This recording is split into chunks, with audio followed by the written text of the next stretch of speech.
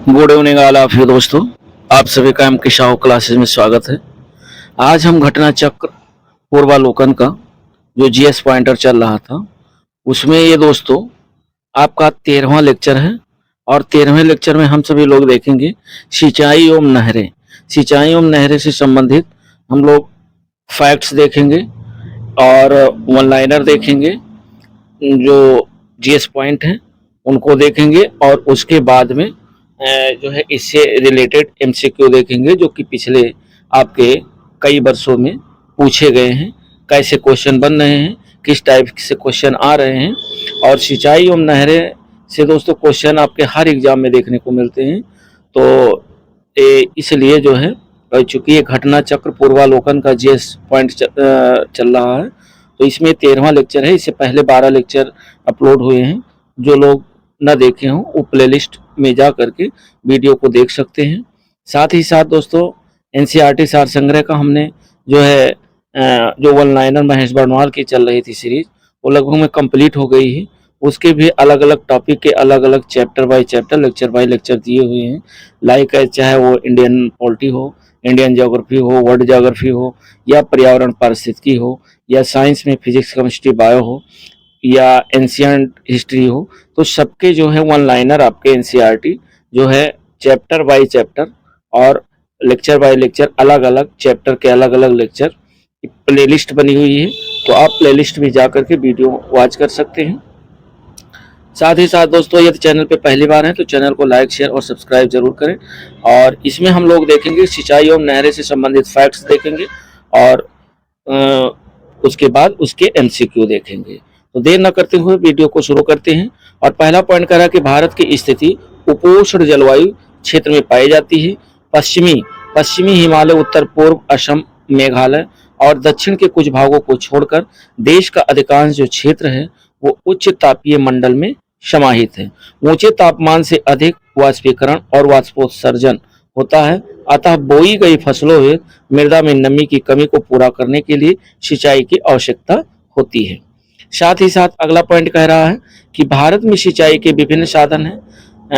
2018 के अनुसार बस 2014-15 के आंकड़े पर अगर देश में सिंचाई के प्रमुख जो साधन थे वो दोस्तों नलकूप है, जिसका शुद्ध सिंचित क्षेत्र में लगभग 46.2% का योगदान है। इस समय भी सबसे ज़्यादा जो है जो सिंचित क्षेत्र में नलकूप के द्वारा ही सिंचाई होती है। और नलकूप और अन्य कुओं को जोड़कर शुद्ध सिंचित क्षेत्र के प्रतिशत जो है 62.82% आता है। नहरों द्वारा शुद्ध सिंचित भूमि जो है वो 23.66% है तथा टैंक द्वारा शुद्ध सिंचित भूमि का लगभग 2.52% है। शेष 11% में अन्य साधन शामिल हैं। और 15-16 में देश में सिंचाई की दृष्टि से निवल सिंचित क्षेत्र जो कि उत्तर प्रदेश का पहला स्थान, मध्य प्रदेश का दूसरा और राजस्थान का तीसरा स्थान है। भारतीय सिंचाई परियोजना को 3 वर्गों में विभाजित किया गया है, ये भी ध्यान रखिए। पहला है, सवाल यहाँ से बना है दोस्तों कि 3 भागों में तो बांटा गया है। पहला है लघु सिंचाई परियोजना। इसके तहत 2000 हेक्टेयर से कम क्षेत्र की जो सिंचाई होती है वो लघु सिंचाई परियोजना के अंतर्गत आती है। इसमें जो सिंचाई होती है वो कुआं, नलकूप, पंप सेट, तालाब, ड्रिप सिंचाई या स्प्रिंकल एनीकेट आदि शामिल किए जाते हैं। भारत की सिंचाई की लगभग 62% की जो आपूर्ति है वो दोस्तों लघु सिंचाई परियोजना के तहत पूरी होती है। दूसरे प्रकार की जो सिंचाई है मध्यम सिंचाई परियोजना। इसके तहत 2000 से 10,000 हेक्टेयर जो है तक के क्षेत्र की सिंचाई की जाती है। तो ये मध्यम सिंचाई परियोजना के तहत। और जो बृहद सिंचाई परियोजना के अंतर्गत आता है, इसके तहत 10,000 हेक्टेयर से अधिक क्षेत्र की जो सिंचाई होती है वो बड़ी एवं मध्यम परियोजना से देश की 38% जो है सिंचाई की आवश्यकता पूरी होती है। साथ ही साथ दोस्तों आगे देखते हैं, कह रहा है विश्व की सबसे पुरानी एवं विकसित जो नहर व्यवस्थाओं में से एक है गंगा नहर। और इसका निर्माण दोस्तों, गंगा नहर का निर्माण 1927 में हुआ। क्वेश्चन यहाँ से भी बना हुआ है, जो कि एक विकसित नहर व्यवस्था थी गंगा नहर, और इसका निर्माण 1927 में बीकानेर के तत्कालीन महाराजा श्री गंग सिंह ने कराया था। तो गंग नहर इन्हीं के नाम पर पड़ा है। तो गंग नहर का निर्माण 1927 में श्री गंग सिंह के द्वारा करवाया गया था। और यह नहर सतलज नदी से फिरोजपुर के निकट हुसैनीवाला से निकाली गई है। पूर्वी यमुना नहर यमुना नदी के बाएं तट से ताजेवाला यानी वर्तमान यमुनानगर जिला जो कि हरियाणा के निकट से निकलती है। मुख्य नहर की लंबाई दोस्तों अगर देखा जाए तो 197 किलोमीटर है। इस नहर प्रणाली द्वारा हिंडन हिंडन यमुना दोआब के सहारनपुर, मुजफ्फरनगर, मेरठ, गाजियाबाद जनपदों को सिंचाई सुविधा उपलब्ध कराई जाती है। पुनरुद्धार के पश्चात ये नहर पर पहली बार जो है 1830 ईस्वी में चलाई गई थी और इन नहर प्रणाली में जुलाई से पानी की कमी होने लगती है। साथ ही साथ इसके और फैक्ट देखते हैं हम लोग जो है होने लगती है और उसके बाद कह रहा है कि योम अक्टूबर आने तक तो इस नहर से जलापूर्ति शून्य हो जाती है, यानी जल शून्य हो जाता है। और इस समस्या के समाधान के लिए ताजेवाला से लगभग 3 किलोमीटर ऊपर हथनी कुंड बैराज जो कि हरियाणा में पड़ता है का निर्माण कराया गया और ऊपरी गंगा नहर का निर्माण 1842 ईस्वी की अवधि में कराया गया था। इस परियोजना के जो जनक हैं वो सर पीटी काटले थे। इस नहर से पहली बार 8 अप्रैल 1854 को पानी चलाया गया और ये नहर हरिद्वार के भीमगौड़ा नामक स्थान से गंगा नदी के दाहिने तट से निकलती है। मुख्य ऊपरी गंगा नहर की लंबाई दोस्तों 298 किलोमीटर है तथा नहर प्रणाली की कुल लंबाई 6496 किलोमीटर है। इस नहर प्रणाली द्वारा हरिद्वार, सहारनपुर, मुजफ्फरनगर, मेरठ, गाजियाबाद, बुलंदशहर, अलीगढ़, एटा, मथुरा, फिरोजाबाद, मैनपुरी, आगरा जनपदों में सिंचाई सुविधा उपलब्ध कराई जा रही है। उत्तर प्रदेश के शारदा और घाघरा दोआब में अवस्थित पीलीभीत, बरेली, लखीमपुर खीरी, शाहजहांपुर, हरदोई, उन्नाव, लखनऊ, बाराबंकी, रायबरेली, प्रतापगढ़, अयोध्या, सुल्तानपुर, जौनपुर, आजमगढ़, गाजीपुर, प्रयागराज जनपदों में सुरक्षात्मक सिंचाई सुविधा उपलब्ध कराने हेतु जनपद चंपावत की खटीमा में बनवासा के पास शारदा नदी पर एक जो है बैराज का निर्माण किया गया और बैराज का निर्माण कर इसके दाहिने तट से शारदा मुख्य नहर निकाली गई। मुख्य नहर की लंबाई दोस्तों 44.3 किलोमीटर है तथा शारदा नहर प्रणाली की कुल लंबाई अगर देखा जाए तो जल शाखाओं की लंबाई प्लस रजवाहों एवं अल्पकाओं की लंबाई सहित कुल अगर देखा जाए तो 9,961.3 किलोमीटर है। इस परियोजना पर 1918 ईस्वी में कार्य प्रारंभ हुआ तथा 1928 ईस्वी में परियोजना पूर्ण कर समादेश क्षेत्र में जल आपूर्ति की जानी प्रारंभ की गई। निचली गंगा नहर का उद्गम अगर देखा जाए तो उद्गम स्थल दोस्तों नरौरा जो कि बुलंदशहर में पड़ता है में है और मुख्य नहर की लंबाई 98.8 किलोमीटर तथा पूर्ण नहर की जो लंबाई है वह 8,278 किलोमीटर है। गंगा नदी के दाहिने तट से निचली गंगा नहर की अभिकल्पना 1869 ईस्वी में की गई थी। इस योजना की जो है इस योजना की अगर देखा जाए इस योजना की स्वीकृति 9 नवंबर 1871 में की गई। परियोजना का निर्माण कार्य पूर्ण कर निचली गंगा नहर को 1878 ईस्वी में पहली बार चलाया गया। इस प्रणाली की मुख्य शाखाएं निम्नवत है: फर्रुखाबाद जल शाखा, बेवर जल शाखा, कानपुर जल शाखा, इटावा जल शाखा और भोगनीपुर जल शाखा, ये आपकी इसकी शाखाएं हैं। आगे इंदिरा गांधी नहर परियोजना का शिलान्यास दोस्तों 1958 ईस्वी में किया गया था। तो ये क्वेश्चन पूछा गया है कि इंदिरा गांधी नहर परियोजना का शिलान्यास कब किया गया? 1958 ईस्वी में, और उस समय तत्कालीन गृह मंत्री गोविंद वल्लभ पंत ने किया था। इसका उद्गम पंजाब में सतलज एवं ब्यास नदियों के संगम पर स्थित हरके बांध से भी क्वेश्चन बना है दोस्तों। और ये विश्व की सबसे बड़ी नहर परियोजना है जिसकी लंबाई 649 किलोमीटर है। साथ ही साथ इस नहर से पश्चिमी राजस्थान के गंगानगर, बीकानेर, जोधपुर और जैसलमेर जिलों की मुख्य रूप से सिंचाई की जाती है। गंडक परियोजना के अंतर्गत गंडक नदी पर त्रिवेणी घाट के पास एक 740 मीटर लंबा बैराज बनाया गया है और जिससे कुछ नहरें निकाली गई हैं। फरक्का बैराज का निर्माण 1975 ईस्वी में हुगली नदी में सिल्ट जमाव को रोकने के उद्देश्य से किया गया था। इस बैराज के दाएं किनारे से निकाली गई नहर जो है निकाली गई नहर द्वारा गंगा नदी की 40,000 क्यूसेक जल को हुगली, जो आपकी हुगली नदी है, तो हुगली नदी की मोड़ हुगली नदी की ओर मोड़ दिया गया है, अर्थात हुगली नदी की ओर मोड़ दिया गया। और यही इसकी जो है जल वहन क्षमता होगी। केरल के पलक्कड़ जिले में चेरुकुन्नम पुझा नदी पर मंगलम सिंचाई परियोजना निर्मित की गई। ये मंगलम की सहायक एवं सतपुजा की उप सहायक नदी है। ये बांध 1966 ईस्वी में निर्मित हुआ। आगे कह रहा है कि माला नहर तंत्र दोस्तों, माला नहर तंत्र को कैप्टन दिनेशा जे दस्तूर ने प्रस्तावित किया था, जबकि नदी जोड़ने का पहली बार विचार सिंचाई इंजीनियर विश्वेश्वरैया ने दिया था। बाद में के.एल. राव का नाम भी इसमें जुड़ गया। और इसमें उस समय जो तत्कालीन प्रधानमंत्री थे वो अटल बिहारी वाजपेयी ने 27 जनवरी 2003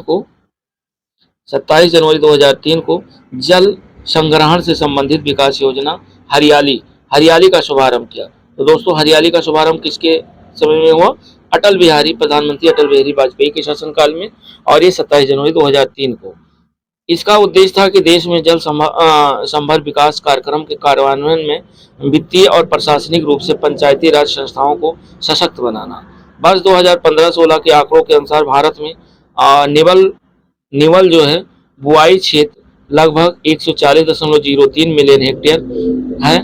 इसमें से लगभग 48.73% जो क्षेत्र है वो आपका जो 48.73% क्षेत्र अर्थात 68.23 मिलियन जो हेक्टेयर पर सिंचाई सुविधा उपलब्ध है।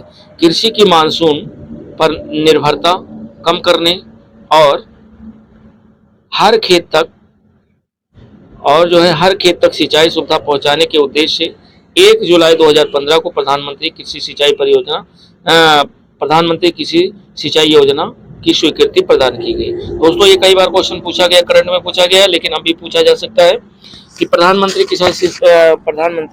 कृषि सिंचाई योजना कब प्रारंभ की गई? तो 1 जुलाई 2015 को पूछा गया है, कई बार क्वेश्चन बना है और ध्यान रखिएगा। आगे कह रहा है कि 1 अप्रैल 2008 तक भारत सरकार के ग्रामीण विकास मंत्रालय द्वारा 3 वाटर शेड विकास कार्यक्रम कार्यान्वित किए गए। ये कार्यक्रम है समेकित बंजर भूमि विकास कार्यक्रम, और दूसरा है सूखा प्रवण क्षेत्र कार्यक्रम, और तीसरा है मरुभूमि विकास कार्यक्रम। तो ये 3 कार्यक्रम शुरू किए गए थे, और इन कार्यक्रमों को एक व्यापक कार्यक्रम के अंतर्गत लाया गया, जिसे समेकित जल संभर प्रबंधन कार्यक्रम के नाम से जाना जाता है। इस कार्यक्रम का मुख्य उद्देश्य मृदा, जल और वनस्पति जैसे अकर्मक प्राकृतिक संसाधनों का इस्तेमाल, संरक्षण और विकास करके पारिस्थितिकी संतुलन को बहाल करना है। इसके परिणामस्वरूप मृदा ह्रास पर रोक लगती है। प्रायद्वीपीय भारत में सिंचाई का एक प्रमुख साधन तालाब है। प्रायद्वीपीय क्षेत्र की भूमि जो होती है वो चट्टानी होने के कारण यहाँ नहरों एवं कुओं का आसानी से निर्माण संभव नहीं होता है। इनके अलावा प्रायद्वीपीय भारत की जो अधिकांश नदियां हैं वो दोस्तों मौसमी होती हैं, जिसके कारण नहरों में पानी का अभाव रहता है। ऐसी स्थिति में तालाब सिंचाई के प्रमुख साधन के रूप में विद्यमान है। तो ये कहाँ पर है? ये प्रायद्वीपीय भारत में सिंचाई का जो प्रमुख साधन है तालाब। आगे हम लोग देखते हैं, आगे कह रहा है कि केंद्रीय भूमि जल बोर्ड द्वारा जारी रिपोर्ट के अनुसार भारत के राज्यों का सिंचाई के लिए उपलब्ध भूतल जल संसाधन की दृष्टि से प्रमुख राज्यों में आपका Uttar Pradesh 41.29 billion cubic metre, Punjab की बात करें तो 32.80 जो है बिलियन क्यूबिक मीटर, और Madhya Pradesh 17.33 billion cubic metre तथा Maharashtra 15.29 billion cubic metre. Uttar Pradesh 2019 के आंकड़ों के अनुसार उत्तर प्रदेश 2015-16 में विभिन्न साधनों द्वारा शुद्ध सिंचाई क्षेत्र का प्रतिशत जो वितरण में है वो नलकूप के द्वारा उत्तर प्रदेश में 74.9%, नहर के द्वारा जो है सिंचाई जो की गई वो 15.2% तथा कुओं के द्वारा 8.8%, टैंक एवं झील के द्वारा 0.5% तथा अन्य साधन के द्वारा 0.6%। नलकूपों द्वारा सिंचाई उत्तर प्रदेश में सर्वाधिक है। यहाँ से भी क्वेश्चन दोस्तों बना हुआ है कि उत्तर प्रदेश में नल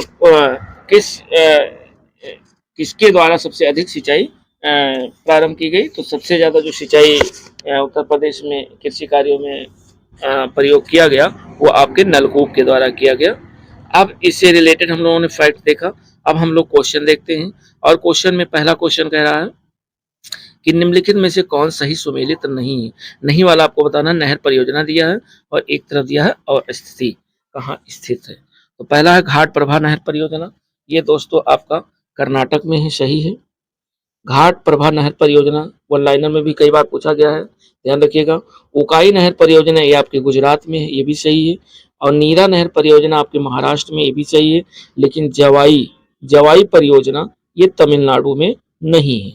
फिर कहाँ है जवाई परियोजना दोस्तों, ये आपके राजस्थान में पड़ता है। फैक्ट्स देखते हैं कि जवाई परियोजना राजस्थान में लूनी की सहायक जवाई नदी से संबंधित है। वहीं उकाई नहर परियोजना दोस्तों ये तापी नदी पर बांध बनाकर निकाली गई है, जिसका संबंध गुजरात से है। घाट प्रभा परियोजना कर्नाटक की घाट प्रभा नदी से निकाली गई है। और नीरा नहर परियोजना महाराष्ट्र में कृष्णा की सहायक नदी नीरा से संबंधित है। तो ये इससे रिलेटेड फैक्ट थे। ये यूपी जो है खंड शिक्षा अधिकारी 19 में क्वेश्चन पूछा गया है, ध्यान रखिएगा। अगला जो क्वेश्चन है आपका 2 नंबर ये कह रहा है कि नीचे 2 वक्तव्य दिए गए हैं, एक को कथन ए से और दूसरे को कारण आर से कहा गया है। कथन ए कह रहा है कि प्रायद्वीपीय भारत में सिंचाई का एक प्रमुख साधन तालाब है, तो ये सही है, अभी हम लोगों ने फैक्ट्स में देखा। दूसरा कह रहा है प्रायद्वीपीय क्षेत्र की अधिकांश जो नदियां मौसमी होती हैं, ये भी सही है। तो कथन और कारण आपके दोनों सही हैं और अर्थात जो है दोनों ए और आर दोनों से आर ए की सही व्याख्या करता है। तो राइट ऑप्शन आपका जो है 2 नंबर का क्वेश्चन नंबर 2 का ए विकल्प होगा।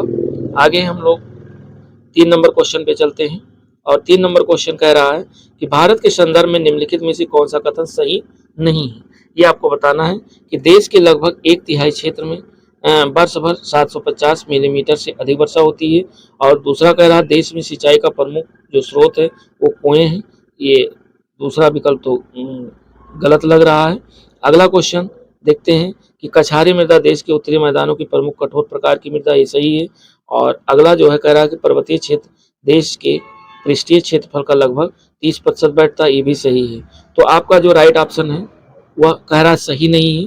तो सही नहीं है दोस्तों, आपका ये बी विकल्प सही नहीं है, क्योंकि सिंचाई प्रमुख स्रोत कुआं नहीं है बल्कि नलकूप है। तो ये पूछ रहा है सही नहीं है, तो बी विकल्प सही नहीं है। बाकी आपके 3 नंबर के सभी विकल्प सही हैं। 4 नंबर क्वेश्चन कह रहा है कि निम्नलिखित राज्यों में से किसमें सिंचाई के अंतर्गत कुल कृषि क्षेत्र 2011 का प्रतिशत सर्वाधिक है। यानी कुल कृषि क्षेत्र में 2011 में सबसे ज्यादा प्रतिशत है सिंचाई के अंतर्गत। तो ये आपका हरियाणा है। यानी प्रश्न काल में दिए गए विकल्प में हरियाणा में सिंचाई के अंतर्गत कुल कृषि क्षेत्र 2011 का प्रतिशत सर्वाधिक था। और उपयुक्त राज्यों में सिंचाई के अंतर्गत कुल कृषि क्षेत्र का प्रतिशत की स्थिति इस प्रकार है, नीचे की भी देख लेते हैं। हरियाणा 96.91%, उत्तर प्रदेश 83.17%, मध्य प्रदेश 56.25%, महाराष्ट्र की बात करें तो 17.03%। 5 नंबर क्वेश्चन आपका कह रहा है कि भारत में सर्वाधिक सिंचाई विस्तार जो प्रतिशत वाला राज्य है वो कौन सा है। तो आपका पंजाब है। भारत के पंजाब राज्य में सबसे अधिक सिंचाई का विस्तार किया गया। यानी प्रश्न काल में वर्तमान 15-16 भारत में सर्वाधिक सिंचाई विस्तार वाला जो राज्य है वो पंजाब है। 6 नंबर क्वेश्चन कह रहा है कि सूक्ष्म सिंचाई की पद्धति के संदर्भ में निम्नलिखित में से कौन सा या कौन से कथन सही है।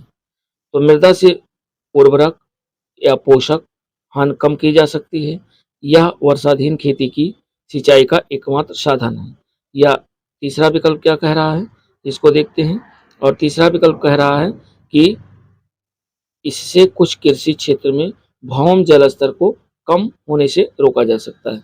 तो अब एक कोटों के आधार पर सही उत्तर का चयन करना है। तो पहला और तीसरा सही है, यानी तीसरा सही है और फर्स्ट वाला सही है। बाकी दूसरा क्यों नहीं चाहिए देखते हैं। सूक्ष्म सिंचाई पद्धति में मृदा से उर्वरक पोषक हानि कम की जा सकती है। इसमें जल के उपयोगी एवं अपेक्षाकृत कम प्रयोग के कारण उन क्षेत्रों में जहां अधिकांशतः नलकूप द्वारा सिंचाई होती है भौम जल स्तर को कम होने से रोका जा सकता है। इस प्रकार कथन फर्स्ट और थ्री सही है, जबकि दूसरा सही नहीं है। तो इसमें सी विकल्प आपका सही होगा 3 नंबर में। 4 नंबर क्वेश्चन कह रहा है कि जीवन रक्षक अथवा बचाव सिंचाई इंगित करती है। जीवन रक्षक सिंचाई या बचाव सिंचाई जो है इंगित करती है, क्या इंगित करती है? पीडब्ल्यूपी सिंचाई। पीडब्ल्यूपी सिंचाई ये क्या है? पीडब्ल्यूपी सिंचाई जो है सिंचाई जीवन रक्षक अथवा बचाव सिंचाई को इंगित करती है। परमानेंट बिल्डिंग पॉइंट मिट्टी में पानी की जो है न्यूनतम मात्रा को इंगित करता है, जिसके अभाव में पौधे मुरझाने लगते हैं। ऐसी स्थिति में सिंचाई अति आवश्यक हो जाती है। 8 नंबर क्वेश्चन कह रहा है कि गत 25 वर्षों में नलकूप सिंचाई का सर्वाधिक जो शानदार विकास हुआ है वो किस राज्य मतलब कहाँ हुआ है? तो सरयू पार मैदान में हुआ है दोस्तों। राइट ऑप्शन 8 का सी है। सरयू पार मैदान में नहरों का अभाव पाए जाने के कारण नलकूप द्वारा क्षेत्रों में सिंचाई का कार्य किया जाता है। अतः अभी उत्तर आपका जो ऑप्शन है वो 8 का सी विकल्प सही है। 9 नंबर क्वेश्चन कह रहा है कि भारत के किस राज्य में सर्वाधिक सिंचाई नलकूपों से होती है? दोस्तों ये क्वेश्चन देखिए पूछा गया है, अभी हम लोगों ने फैक्ट्स में भी देखा है। तो भारत के उत्तर प्रदेश राज्य में सबसे अधिक सिंचाई जो है वो नलकूपों के माध्यम से की जाती है। तो 9 नंबर का राइट ऑप्शन आपका डी विकल्प है, उत्तर प्रदेश। और हम लोग 10 नंबर क्वेश्चन पे देखते हैं। और 10 नंबर क्वेश्चन कह रहा है कि निम्नलिखित में से किस राज्य में नलकूपों द्वारा सिंचित भूमि क्षेत्र सबसे अधिक है? तो नलकूपों द्वारा जो सिंचाई के भूमि का जो एरिया है वो सबसे अधिक है। तो वो आपके उत्तर प्रदेश में है, क्योंकि उत्तर प्रदेश में सबसे ज़्यादा जो सिंचाई की जाती है वो नलकूपों के द्वारा की जाती है। तो राइट ऑप्शन इसमें सी विकल्प है। देख लेते हैं उत्तर प्रदेश, ये डाटा दिया हुआ है 14-15 या नलकूप द्वारा सिंचित क्षेत्र और निवल जो है सिंचित क्षेत्र। तो सबसे ज्यादा दोस्तों उत्तर प्रदेश का है, और उसके बाद पंजाब, फिर बिहार, फिर हरियाणा। 11 नंबर क्वेश्चन कह रहा है कि भारत में नलकूप एवं कूप से सिंचित जो अधिकतम क्षेत्र वाला जो राज्य है वो कौन सा है? तो वो आपका उत्तर प्रदेश है। यानी नलकूपों द्वारा सबसे अधिक सिंचाई होती है और कुओं के द्वारा सबसे अधिक सिंचाई करने वाला जो राज्य है आपका उत्तर प्रदेश है। भारत में नलकूप एवं कुओं से सिंचाई अधिकतम क्षेत्र वाला जो राज्य है उत्तर प्रदेश है। उत्तर प्रदेश में लगभग 83.84 लाख हेक्टेयर क्षेत्र जो है नलकूप और कूप से सिंचित किया जाता है, जो भारत के कुल सिंचित क्षेत्र का लगभग में 28.19% अकेले उत्तर प्रदेश में है। उसके बाद दोस्तों नंबर आता है राजस्थान, फिर पंजाब, फिर मध्य प्रदेश और आदि राज्यों का नंबर आता है। आगे 12 नंबर क्वेश्चन दोस्तों दिया है और एक मैप दिया है कि कौन एक मानचित्र में 1, 2, 3, 4 अंकों से दर्शाया गया है और भारत के राज्यों का सिंचाई के लिए उपलब्ध भूतल जल संसाधन की दृष्टि से और वही क्रम में सही अनुक्रम आपको लगाना है। तो देखिए इसमें 3 दिया है, 1 दिया हुआ है, 2, 3, 4, अर्थात 1 नंबर आपका यहाँ है, 2 नंबर ये है, 3 नंबर ये है और 4 नंबर आपका ये है। तो इसको सही क्रम में लगाना है। तो ये आपका सबसे ज़्यादा देखिए जो सिंचाई होती है नलकूपों द्वारा वो आपके उत्तर प्रदेश में होती है। ये आपका उत्तर प्रदेश है और उसके बाद आपका नंबर आ जाता है राजस्थान का। तो दूसरा नंबर इसका होगा, यानी फर्स्ट 4 और 3। तो 4, 3 कहाँ है? 2 ऑप्शन में है, तो इसमें देखिए राइट ऑप्शन आपका डी है। 4, 3 आपका सही है और डी विकल्प इसमें सही है। 4, 3 के बाद दूसरा आपका आता है और फिर फर्स्ट नंबर। तो इस हिसाब से जो आपका क्वेश्चन 12 है, 12 का डी विकल्प सही होगा। आगे 13 नंबर क्वेश्चन में हम लोग देखते हैं और 13 नंबर क्वेश्चन कह रहा है कि भारत में माला नहर तंत्र को प्रस्तावित किया था, तो किसके द्वारा किया गया था? तो दिनेश जे दस्तूर के द्वारा। भी हम लोगों ने फैक्ट्स में देखा है, तो दिनेश जे दस्तूर के द्वारा भारत में माला नहर तंत्र को प्रस्तावित किया गया था। और पहली बार जो नदी जोड़ना का पहली बार जो विचार सिंचाई इंजीनियर विश्वेश्वरैया ने दिया था और बाद में केएल राव का नाम भी इसमें जोड़ा गया था। 14 नंबर क्वेश्चन कह रहा है कि दक्षिण भारत में सिंचाई व्यवस्था का अग्रदूत, दक्षिण भारत की अगर बात करें तो सिंचाई व्यवस्था का अग्रदूत किसे माना जाता है? तो सिंचाई व्यवस्था का अग्रदूत दोस्तों सर आर्थर कॉटन को माना जाता है। सर आर्थर कॉटन ब्रिटिश सिंचाई अभियंता थे। इन्होंने दक्षिण भारतीय राज्यों की सिंचाई व्यवस्था में उल्लेखनीय कार्य किया, इसलिए सर आर्थर कॉटन को दक्षिण भारत में सिंचाई व्यवस्था का अग्रदूत माना जाता है। तो राइट ऑप्शन आपका ए विकल्प है 14 का। 15 नंबर क्वेश्चन कह रहा है कि भारत की सिंचाई क्षमता का सर्वाधिक जो भाग पूरा होता है वो आपके लघु एवं बृहद परियोजनाओं के माध्यम से पूरा होता है। तो राइट ऑप्शन 15 का बी होगा, लघु सिंचाई परियोजना। इसमें हम लोगों ने देखा, अभी हम लोगों ने फैक्ट्स में भी देखा है कि जो लघु सिंचाई परियोजना इसके तहत 2000 हेक्टेयर तक के क्षेत्र की सिंचाई होती है। इसमें कुआं, नलकूप, पंप सेट, तालाब, ड्रिप सिंचाई, स्प्रिंकल, एनीकेट आदि शामिल किए जाते हैं। भारत की सिंचाई की 62% से अधिक जो आपूर्ति लघु सिंचाई परियोजना से होती है, वहीं बृहद एवं मध्यम परियोजना से लगभग 38% की सिंचाई की क्षमता को पूरा किया जाता है। तो ये रहा 15 का बी ऑप्शन। 16 नंबर क्वेश्चन कह रहा है, 16 नंबर क्वेश्चन हम लोग देखते हैं। 16 नंबर कह रहा है कि फरक्का की नहर की जलवहन क्षमता कितनी है। तो फरक्का नहर की जलवहन जो क्षमता है वो 40,000 क्यूसेक है। अभी हम लोगों ने ऊपर फैक्ट्स में देखा भी है। फरक्का जो बैराज है आपका, वो का निर्माण 1975 में हुगली नदी में सिल्ट के जमाव को रोकने के उद्देश्य से किया गया था। इस बैराज के दाएं किनारे से निकाली गई नहर द्वारा गंगा नदी के लगभग 40,000 क्यूसेक जल को हुगली नदी की ओर जो है मोड़ दिया गया और यही इसकी जलवहन क्षमता होगी। तो राइट ऑप्शन 16 नंबर का सी ऑप्शन 40,000। 17 नंबर क्वेश्चन कह रहा है कि मंगलम सिंचाई परियोजना है, क्या है, ये केरल में है। जो मंगलम सिंचाई परियोजना है ये केरल राज्य की है। केरल के फलक्कड़ जिले में चेरुकुन्नम पुझा नदी पर मंगलम सिंचाई परियोजना का निर्माण किया गया है और ये परियोजना 1966 में पूरी हुई। चेरुकुन्नम नदी मंगलम की सहायक एवं भरतपुझा की उप सहायक नदी है। वहीं क्वेश्चन आपका 18 है, सारण जिला, सारण सिंचाई नहर निकलती है। तो ये कहाँ से, गंडक नदी से दोस्तों निकलती है।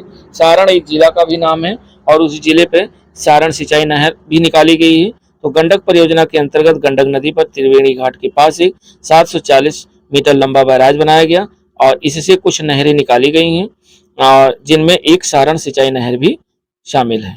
आगे 19 नंबर जो है क्वेश्चन कह रहा है कि इंदिरा गांधी नहर का उद्गम स्थल, यानी इंदिरा गांधी नहर को कहाँ से निकाला गया है। तो इंदिरा गांधी नहर को दोस्तों हरके बैराज से निकाला गया। वेरी वेरी इंपॉर्टेंट क्वेश्चन है। और ये कह रहा है इंदिरा गांधी नहर का उद्गम हरके बैराज के निकट से ब्यास एवं सतलज नदी के संगम से होता है। मुख्य नहर की जो लंबाई है वो 649 किलोमीटर है और इस नहर से पश्चिमी राजस्थान के गंगा नहर, बीकानेर, जोधपुर और जैसलमेर जिलों की मुख्य रूप से सिंचाई की जाती है।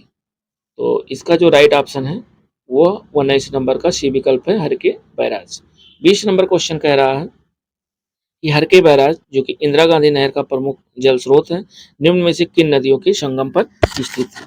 आपको नदियों का संगम बताना है और इसमें 20 नंबर का जो राइट ऑप्शन है वो दोस्तों ब्यास और सतलज है। राइट ऑप्शन इसका डी है, यानी हरके बैराज जो है ये ब्यास और सतलज के संगम पर स्थित है। तो ये 20 नंबर का राइट ऑप्शन आपका डी विकल्प होगा। 21 नंबर क्वेश्चन हम लोग देखते हैं और 21 नंबर क्वेश्चन कह रहा है कि राजस्थान में जो इंदिरा नहर है वो कहाँ से निकाली गई है। तो वो दोस्तों आपके ब्यास नदी और सतलज नदी, चूंकि इन दोनों नदियों के संगम पर आपका जो है स्थित है, तो इसलिए चूंकि दोनों ऑप्शन में है तो यहाँ बी और सी ऑप्शन जो है सही दोनों है।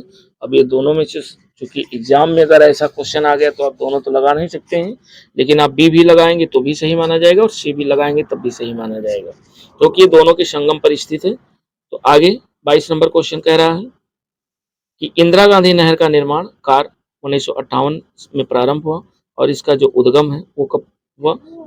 तो ये डी है, सतलज नदी पर हरके बांध से, यानी इंदिरा गांधी नहर का निर्माण कार्य 1958 से प्रारंभ हुआ और इसका जो उद्गम हुआ सतलज नदी पर हरके बांध से हुआ उद्गम। वहीं 23 नंबर जो क्वेश्चन कह रहा है वो इंदिरा गांधी नहर, यानी इंदिरा गांधी नहर जल प्राप्त करती है। तो इंदिरा गांधी जो नहर है वो जल कहाँ से प्राप्त करती है ये आपको बताना। तो एक तो ब्यास नदी से प्राप्त करती है और एक रावी नदी से प्राप्त करती है और एक सतलज नदी से प्राप्त करती है। तो ब्यास रावी और सतलज। अर्थात राइट ऑप्शन आपका डी विकल्प है, 1, 3 और 4। 23 नंबर के बाद 24 नंबर क्वेश्चन कह रहा है, 24 नंबर में कह रहा है निम्नलिखित नदी परियोजनाओं में से कौन ब्यास नदी के पोंग बांध के जल का उपयोग करती है। तो ब्यास नदी के पोंग बांध के जल का उपयोग करती है और वो कौन सी नदी परियोजना है ये आपको बताना है। तो ये दोस्तों है इंदिरा गांधी नहर परियोजना। इंदिरा गांधी नहर परियोजना ब्यास नदी के पोंग बांध के जल का उपयोग करती है। तो राइट ऑप्शन आपका 24 का ए विकल्प है, क्योंकि ब्यास नदी पंजाब, हरियाणा, राजस्थान राज्यों की सम्मिलित परियोजना है और इसके अंतर्गत इंदिरा गांधी नहर में शीत ऋतु में नियमित जलपूर्ति बनाए रखने के लिए ब्यास नदी पर पोंग बांध अर्थात महाराणा प्रताप सागर बांध बनाया गया है। 25 नंबर क्वेश्चन कह रहा है कि विश्व की सबसे पुरानी व विकसित नहर व्यवस्था भारत में कौन सी है। तो वो दोस्तों है गंग नहर। गंग नहर है, ये सबसे पुरानी है और विकसित नहर व्यवस्था भारत की है गंग नहर। तो राइट ऑप्शन 25 का ए विकल्प होगा। और 25 के बाद चूंकि इसको जो एक महाराजा थे श्री गंग सिंह ने इसका जो है निर्माण कराया था और 1927 में बीकानेर के तत्कालीन महाराजा श्री गंग सिंह ने कराया था। भी ध्यान रखिएगा, ये सतलज नदी से फिरोजाबाद के निकट हुसैनी वाला से निकाली गई और ये विश्व की सबसे पुरानी एवं विकसित नहर व्यवस्थाओं में से एक मानी जाती है। 26 नंबर क्वेश्चन कह रहा है कि गंग नहर जो सबसे पुरानी नहरों में से एक है का निर्माण गंग सिंह ने करवाया था। कब करवाया था? ये 1927 में। अभी हम लोगों ने ऊपर फैक्ट्स में देखा है 1927। राइट ऑप्शन 26 का बी विकल्प है। और 27 नंबर क्वेश्चन कह रहा है, 27 नंबर जो क्वेश्चन है इसमें कह रहा है कोट दिए हुए हैं। कह रहा कि शारदा सहायक समादेश विकास परियोजना के मुख्य लक्ष्य निम्नलिखित में से क्या है। लक्ष्यों के नीचे दिए गए कोट से सही उत्तर का चुनाव करना है। तो जो शारदा नहर बनाई गई, इसका मुख्य उद्देश्य, शारदा नहर परियोजना का मुख्य उद्देश्य क्या है? तो इसका मुख्य उद्देश्य कृषि उत्पाद बढ़ाना सही है, बहुफसली खेती द्वारा भूमि उपयोग के प्रारूप को बदलना और एक भू प्रबंधन का सुधार। अर्थात यहाँ तीनों कथन सही है। तो राइट ऑप्शन आपका होगा 1, 2, 3। अर्थात 3 नहीं दिया है तो उपयुक्त में सभी डी विकल्प आपका सही होगा। आगे हम लोग देखते हैं 28 नंबर क्वेश्चन। और 28 नंबर क्वेश्चन कह रहा है कि निम्नलिखित कथनों में से कौन सा एक सत्य नहीं है, ये आपको बताना है। कह रहा है घग्गर के जल का इंदिरा गांधी नहर में उपयोग किया जाता है, तो ये गलत है, क्योंकि इंदिरा में जो है सतलज, रावी नदियों का प्रयोग किया जाता है। आगे नर्मदा अमरकंटक क्षेत्र से निकाली गई, सही है। निजाम सागर मंजीरा नदी पर स्थित है, ये भी सही है। पेन गंगा गोदावरी की सहायक नदी, ये भी सही है। तो इसमें कह रहा है सही नहीं है, तो राइट ऑप्शन आपका 28 का ये होगा, ये सही नहीं है। बाकी यहाँ से फैक्ट से भी क्वेश्चन बन सकते हैं कि पेन गंगा गोदावरी की सहायक है, सही है। निजाम सागर मंजीरा नदी पर स्थित, ये भी सही है। नर्मदा अमरकंटक के क्षेत्र से निकाली गई है, ये भी सही है। 29 नंबर क्वेश्चन हम लोग देखते हैं। और 29 नंबर क्वेश्चन कह रहा है कि निचली गंगा नहर का उद्गम स्थल जो गंगा पर है वो कहाँ है। तो निचली गंगा जो नहर है का उद्गम स्थल गंगा पर है और वो कहाँ पर है, तो वो दोस्तों नरौरा में है। अर्थात निचली गंगा नहर का उद्गम नरौरा जो कि बुलंदशहर में है। ये निचली गंगा नहर का निर्माण कार्य पूरा कर नहर को जो है नहर को 1878 ईस्वी में पहली बार चलाया गया था। गंगा नहर का निर्माण किया गया था, निचली गंगा नहर। और 30 नंबर क्वेश्चन कह रहा है, 30 नंबर क्वेश्चन आपका कह रहा है कि निम्नलिखित नहर प्रणालियों में किससे बिहार के क्षेत्र में सिंचाई होती है। तो बिहार के क्षेत्र में जो सिंचाई होती है वो त्रिवेणी नहर के माध्यम से की जाती है बिहार में। और आगे अगला जो क्वेश्चन है, और ये कहाँ पड़ता है, ये पश्चिमी चंपारण जिले में स्थित है, अगर स्थिति की बात पूछे तो। अगला क्वेश्चन कह रहा है कि हरियाली एक नई योजना है। तो हरियाली एक नई योजना है, 4 ऑप्शन दिए हुए हैं, चारों में आपको चूज करना है। तो ये दोस्तों बंजर भूमि के विकास के लिए एक नई योजना शुरू की गई, हरियाली इसका नाम दिया गया। तो राइट ऑप्शन इसका बी है, हरियाली योजना बंजर भूमि के विकास के लिए जल संग्रहण से संबंधित विकास योजना है। 32 नंबर क्वेश्चन कह रहा है कि हरियाली योजना संबंधित है, किससे संबंधित है? मृदा प्रबंधन से, वायु प्रबंधन से, फसल प्रबंधन से या जल प्रबंधन। ये जल प्रबंधन से संबंधित है हरियाली योजना। 32 के बाद हम लोग देखते हैं 33 नंबर क्वेश्चन। और 33 नंबर क्वेश्चन कह रहा है कोड पे आधारित है और इसमें जो है दिए हुए हैं कह रहा है एकीकृत जल संभर विकास कार्यक्रम, एकीकृत जल संभर विकास कार्यक्रम को कार्यान्वित करने का क्या लाभ है? तो मृदा के बह जाने की रोकथाम के लिए, ये सही है। देश की 12मासी नदियों को मौसमी नदियों से जोड़ना, ये सही नहीं है। और वर्षा जल संग्रहण तथा भौम जल स्तर का पुनर्भरण करने के लिए, ये सही है। और अगला कह रहा है प्राकृतिक वनस्पतियों का पुनर्जनन के लिए, तो ये सही है। तो अर्थात हमारे जो सही ऑप्शन है, एक तो पहला सही हो गया, एक तीसरा सही हो गया, एक चौथा सही हो गया। तो 134 आपके किस में है? ये आपके सी विकल्प में है। तो राइट ऑप्शन आपका ये सी हो जाएगा, 1, 3 और 4। अगला जो क्वेश्चन है वो हम लोग देखते हैं। ये 34 नंबर क्वेश्चन, और 34 नंबर कह रहा है कि निम्नलिखित युग्मों पर विचार कीजिए। कार्यक्रम, परियोजना और मंत्रालय। सूखा पर्वण क्षेत्र कार्यक्रम, ये कृषि मंत्रालय के अधीन है, गलत। मरुस्थल विकास कार्यक्रम, पर्यावरण एवं वन मंत्रालय, ये भी गलत है। वर्षा पूर्ति क्षेत्र हेतु तो राष्ट्रीय जल संभर विकास परियोजना जो शुरू की गई, ये ग्रामीण विकास मंत्रालय के अधीन, ये भी गलत है। अर्थात इसमें से कोई भी सुमेलित नहीं है। तो राइट ऑप्शन आपका यहाँ डी हो जाएगा, कोई भी इसमें सही नहीं है। 34 नंबर में right option D. 35 number question कह रहा है, इसमें देख लेते हैं कि सूखा पर्वण जो क्षेत्र कार्यक्रम है, ये मरुस्थल विकास कार्यक्रम और इंटीग्रेटेड वेटलैंड्स डेवलपमेंट प्रोग्राम, तीनों ही भूमि संसाधन विभाग द्वारा चलाए जा रहे हैं प्रोग्राम हैं, जिन्हें फरवरी 2009 से एक परिवर्तित कार्यक्रम इंटीग्रेटेड वाटरशेड मैनेजमेंट प्रोग्राम के अंतर्गत कार्यान्वित किया जा रहा है। भूमि संसाधन विकास ग्रामीण विकास मंत्रालय का एक विभाग है। वर्षा पूरित क्षेत्रों हेतु राष्ट्रीय जल संभर विकास परियोजना कृषि एवं सहकारिता विभाग कृषि मंत्रालय का एक कार्यक्रम है।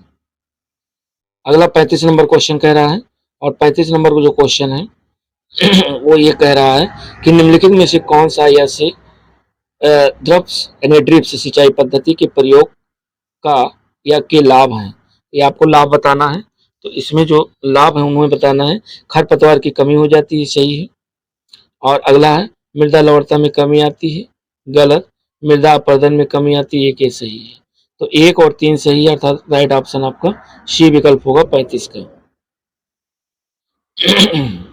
26 नंबर क्वेश्चन कह रहा है कि बकिंघम नहर स्थित है। ये कहाँ स्थित है? ये दोस्तों कोरोमंडल तट पर स्थित है। बकिंघम नहर स्थित है कोरोमंडल तट पर, ध्यान रखिएगा, पूछा गया है क्वेश्चन। और आगे 36 के बाद 37 नंबर क्वेश्चन हम लोग देखते हैं। 37 नंबर कह रहा है कि निम्न में से किस क्षेत्र में जल का उपयोग भारत में सबसे अधिक किस क्षेत्र में जल का उपयोग भारत में सर्वाधिक होता है? तो ये दोस्तों कृषि क्षेत्र में जल का उपयोग सबसे अधिक होता है।